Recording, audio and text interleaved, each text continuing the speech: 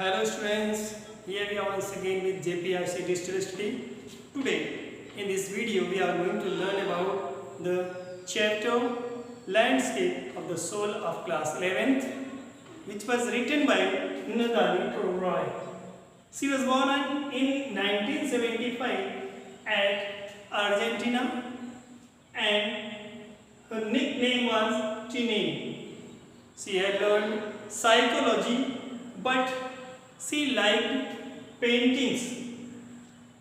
Her hobby was painting and her most liked painters are those who are Americans, George O'Keeffe and M.F. Hussain.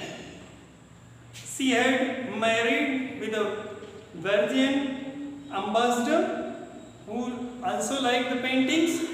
In this relation, the Landscape of the Soul, the writer described about the comparison of American and Chinese paintings.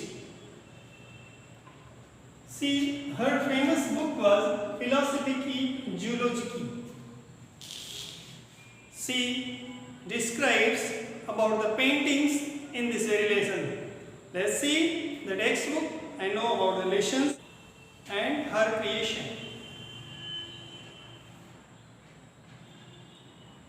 Wu Dezhi was a master painter of ancient China. The classical Chinese painter did not intend to produce an exact copy of the landscape. It was conceptual landscape that they wanted. On the other hand, the European artists tried to create a perfect limitation. In this variation, the writer has compared the Chinese and European paintings. He describes about some painters such as Wu Dezhi, who was the painter of ancient China. A wonderful old tale is told about the painter Wu Dezhi.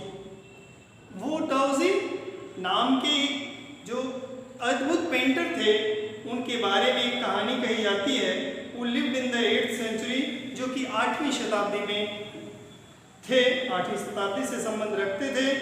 His last painting was a landscape commissioned by the Tang Emperor Xuanzong to decorate a palace. जो Chinese emperor था Tang जुआनजोंग, उनके आग्रह पर उन्होंने अपनी वह अंतिम जो पेंटिंग थी वह बनाई थी, जिसको कि उन्होंने दीवार को सजाने के लिए उनसे आग्रह किया था और उन्होंने बनाई और वह उनकी अंतिम पेंटिंग थी. The master had hidden his work behind a screen. और जो पेंटिंग मास्टर थे वो डोजी, उन्होंने अपनी इस पेंटिंग को इस तरह से बनाया कि वह अदृश्य सी दिखती थी. उनको स्क्रीन के पीछे छिपा कर, यानी दीवार पर जब उन्होंने उसको बनाया तो उस पेंटिंग में ऐसा उसको उन्होंने क्रिएट किया था कि वो इनविजिबल सी शो होती थी. So only the emperor would see it. इसलिए केवल सम्राट ही उसे पहचान पाता था, देख पाता था. क्यों? क्योंकि किस जगह पर बनाई गई थी वो डोजी ने उनको एक्सप्लेन कर दिया था, अन्य कोई उसको देख नहीं पाता था. For a long time the emperor admired the wonderful scene, discovering forests, high mountains, waterfalls, cloud floating in an immense sky, men on hilly path, birds in flight. So the emperor admired the wonderful scene. और emperor जो सम्राट था वह उस अद्भुत दृश्य से सहमत था. और उनमें दृश्य क्या थे? डिस्कवरिंग फॉरेस्ट, हाई माउंटेन, घने जंगल थे, पर्वत थे, ऊंचे ऊंचे पहाड़ थे, वाटरफॉल्स, झरने थे, clouds floating in an immense sky, और उस विशाल इमेंस मींस था ह्यूज स्काई, विशाल आकाश में उड़ते हुए बादल. एंड मेन ऑन हिली पाथ, लोग पहाड़ी रास्तों पर चल रहे थे. बर्ड्स इन फ्लाइट, और पक्षी उड़ रहे थे. Look said the painter. उस पेंटर ने कहा, महाराज श्रीमान जी देखें, इन दिस केव, इस गुफा को देखें.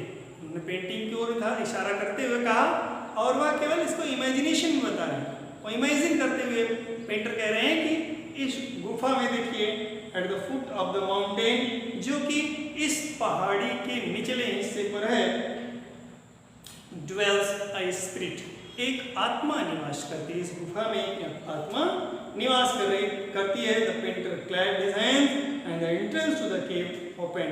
Painter clapped his hand, painter अपने हाथ की हथेलियों से हथौड़ी बजाता है, हाथ बजाता है, and the entrance of to the cave open, और उस गुफा का द्वार खुल जाता है। It is not possible because when somebody makes sound, the painting or could not be lively. कोई भी अगर हाथ पैर हिलाए तो उससे कोई पेंटिंग जो है लिवली नहीं हो सकती, उसको केवल इमेजिन किया जा रहा है, और उसी इमेजिनेशन को पेंटर जो है वो डिस्क्राइब कर रहा है, और उस पेंटर और राजा की बात को हमारा राइटर जो है बताने का प्रयास करता है। The painter entered the cave, और जब गुफा खुली तो उसमें पेंटर प्रवेश कर गया। But the entrance close behind him, लेकिन उनके जाते ही दरवाजा बंद हो जाता है। And before the astonished emperor could move और अटर अ वर्ड, और इसके पहले कि वह सम्राट एक भी शब्द कहता या कुछ पूछता, the painting had vanished from the wall. Vanish means होता है डिसअपीयर्ड, वो पेंटिंग जो थी वह दीवार से डिसअपीयर हो गई, गायब हो गई। नॉट अ ट्रेस ऑफ डाउजी ब्रूस was left and the artist was never seen again in this world. The writer wants to describe that after that the painting was disappeared from the wall and the painter did not appear any time in the world. Means कहते हैं कि और इसी के साथ वो painting जो थी वह दीवार से अदृश्य हो गई, और उदाउसी जो पेंटर थे उनको फिर कभी देखा नहीं गया था। ये कहानी जो है इमेजिनरी, और सोच रही, विचार कर रही है, और उस पेंटिंग को इन्हीं अपने शब्दों के माध्यम से उस कहानी को प्रदर्शित करना चाह रही है जो उसने पेंटिंग में देखा था। Such stories plays an important part in China's classical education, और इसी तरह की कहानियाँ चाइना की शिक्षा जो है, चाइना का जो एजुकेशन सिस्टम है उसमें महत्वपूर्ण भूमिका अदा करती है। The books of Confucius and Zhuangzi are full of them, और जो कन्फ्यूशियस और ज़ुआंजी नाम के लेखक हैं उनकी किताबें इन्हीं कहानियों से भरी पड़ी हैं। They help the master to guide his disciple in the right direction, और ये शिक्षकों को अपने शिष्यों को सही दिशा की ओर मोड़ने में मदद भी करती हैं। Beyond the anecdote they are deeply revealing of the spirit in which art was considered, और beyond the anecdote means beside the anecdote means कहानियों से इतर, कहानियों से हटके, they are deeply revealing of the spirit in which art considered, वो केवल कला की भावना को व्यक्त करती है। मीन्स कहानी नहीं बल्कि कहानी के माध्यम से कला की भावना को, आर्ट की भावना को व्यक्त करने वाली किताबें हैं उनकी। Contrast this story or another famous one about a painter could not draw the eye of a dragon he had painted for fear it would fly out of the painting. अगर इस कहानी से किसी अन्य कहानी की तुलना करें तो बताते हैं कि एक ऐसा भी पेंटर था जिसने पेंटिंग बनाने के बाद किसी ड्रैगन की पेंटिंग बनाई, और उस पेंटिंग को बनाने के बाद उसने उसकी आंखें नहीं लगाई। आंखें नहीं इसलिए नहीं बनाई कि कहीं वह जीवित न हो जाए, यह भय था उसको कि वह जीवित होकर कहीं उड़ने न लगे, इसलिए उसने ड्रैगन तो बनाया लेकिन उसकी आंखें उसने नहीं बनाई। With an old story from my native Flanders that I most representative of western painting, और कहते हैं कि यह कहानी मैंने अपने उस मेरे देश के Flanders from my native Flanders, मैंने मेरे देश के फ्लैंडर्स की कहानी थी जिन्होंने कहा था कि मैंने इसलिए नहीं बनाई कि कहीं वो उड़ न जाए, और I find most representative of western painting, और उन फ्लैंडर्स को मैं पाश्चात्य चित्रकला का, चरित्र कला का प्रतीक मानती हूँ। इन 15th century Antwerp, a master blacksmith called Quentin Metzys fell in love with the painter's daughter. In 15th century Antwerp, 15वीं शताब्दी एंटवर्प में black Smith, master black Smith means एक ब्लैक स्मिथ मीन्स होता है लोहार, एक पेंटेड लोहार जो कि पेंटर था, कार्ल क्विंटन मेट्सिस, जिसका नाम क्विंटन मेट्सिस था, fail in love with the painters daughter, वह एक चित्रकार की बेटी से प्रेम में पड़ गया, यानी वह एक चित्रकार की लड़की को प्रेम करने लगा। The father would not accept a son in law in such a profession, और उस लड़की के पिता ने उसे अपने दामाद के रूप में स्वीकार नहीं किया, वह उसे दामाद बनाना नहीं चाहता था। So Quentin sneaked into the painter's studio and painted a fly on his latest panel. So Quentin sneaked into the painter's studio.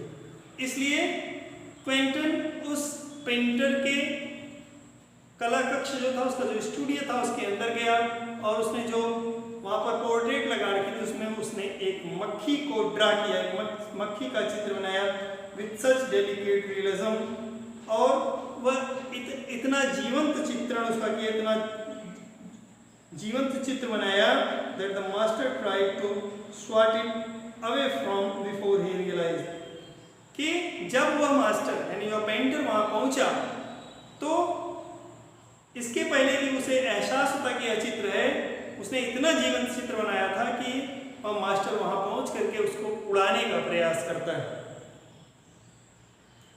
What had happened, Quentin was immediately admitted as an apprentice into his studio. और यह जानने के बाद कि यह क्वेंटिस ने बनाया है, उसने उसे बुला करके अपने शिष्य के रूप में स्वीकार किया। And he married his beloved and went on to become one of the most famous painters of his age. And after that, he was married to his beloved fiancée. अंत में उसका विवाह जो उस पेंटर की पुत्री से हो गया and went on to become one of the most famous painters of his age. और वह अपने समय का एक बहुत ही प्रसिद्ध कलाकार बना। These two stories illustrate what each form of art is trying to achieve. यह दो कहानियाँ हमें यह बताती हैं कि हम कला के क्षेत्र में आगे बढ़ने के लिए हमें कितना प्रयास करना पड़ता है। अगर हमें लक्ष्य प्राप्त करना है तो उसके लिए कठिन प्रयास करना होगा।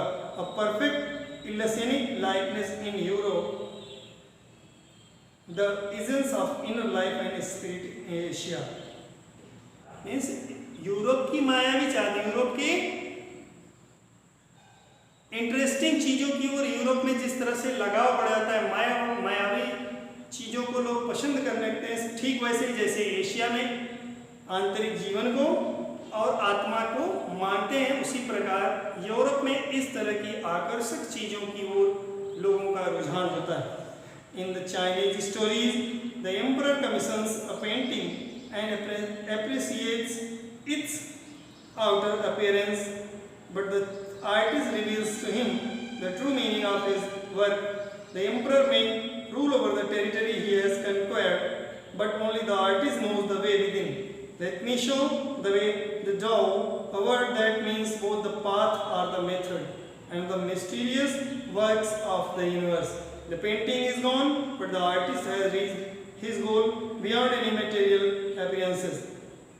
In the Chinese story और चाइनीज कहानी जो चाइना से संबंधित कहानी थी, the emperor commissions a painting, जिसमें सम्राट ने उसे एक चित्र बनाने का, एक पेंटिंग बनाने का आदेश दिया था, and appreciates its outer appearance, और उसके बाहरी दिखावे को, जो पेंटिंग उसने बनाई थी उसका उसने क्या किया, उसकी प्रशंसा की। But the artist reveals to him the true meaning of his work. लेकिन क्योंकि सम्राट को उस पेंटिंग के बारे में बहुत नहीं पता था, उसने केवल उसके आकर्षण को देखा, लेकिन जो पेंटर था क्योंकि उसने इमेजिन करके उसको बनाया था, इसलिए उसने उसके इनर पार्ट को, उसका आंतरिक दर्शन उसने सम्राट को कराया कि उसके इस तरह के चित्र बनाने का अर्थ क्या है।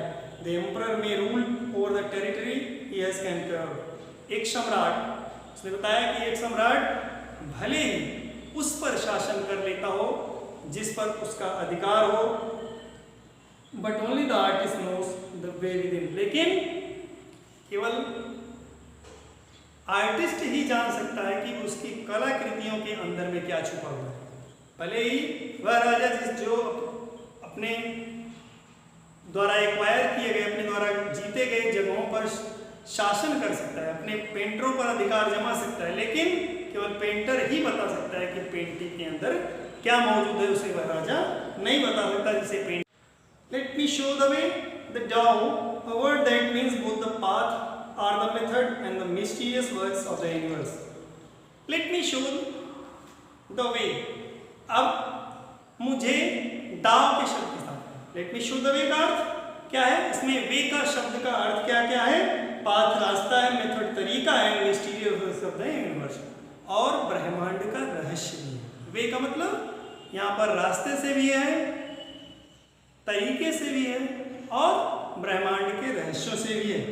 उसने दाओ शब्द का अर्थ डिफाइन किया और कहा द पेंटिंग इज गॉन, भले ही चित्र समाप्त हो जाए, but the artist has reached his goal, लेकिन जो पेंटर है, जो आर्टिस्ट है, जो कलाकार है, उसने अपने लक्ष्य को प्राप्त कर लिया है, उसने अपना लक्ष्य पूरा कर लिया है बियॉन्ड द मटेरियल अपीयरेंसेस, जो भौतिक रूप से दिखाई पड़ रहा है, उसके बजाय जो उसका आंतरिक रूप क्या है उसको बता करके उसने कहा कि मेरा लक्ष्य मैंने पूरा कर लिया। Dear students, read the lesson till paragraph 4 with the help of this video.